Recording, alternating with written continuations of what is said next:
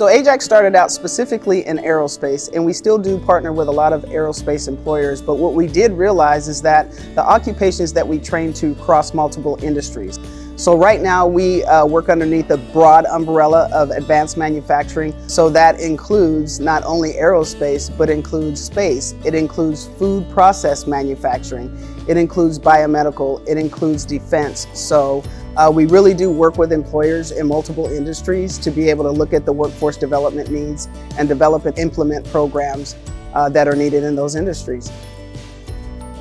Where we're located, the type of industry that we're in, the available resource pool. This is a very competitive area, and for us as an organization, realizing that technology is the way forward for our industry and building strength and skill to enable us to gain technology and not just be shade tree mechanics or the heritage skill sets of welding and wrench turning, but progressing into machining and to a higher advanced skill level.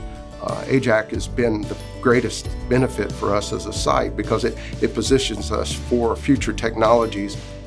AJAC is a crucial community partner and as well as an industry partner in advanced manufacturing, because they always have their ear to the ground on what is coming, what is the future of advanced manufacturing, and their staff are very knowledgeable about how we train to get there.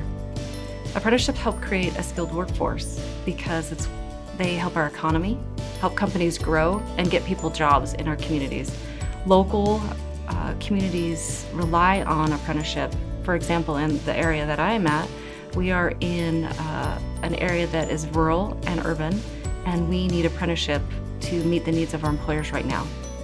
There's kind of a short supply of that skilled labor, especially in this area, and the more we can add to it as a community, I think the better off not only our industry, but the other industries in the valley will be. You know, apples, pears.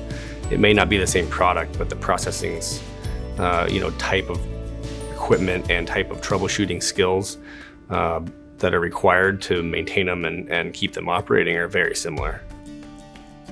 If there's a certain product that they make, AJAC will train them in an apprenticeship, and while on the job, plus the school that they learn is exactly what that industry or employer needs. And whether they're missing a skill or they need retooling and a new process or new innovation, the apprenticeship program can do that for them while they're on the job and not outside of work.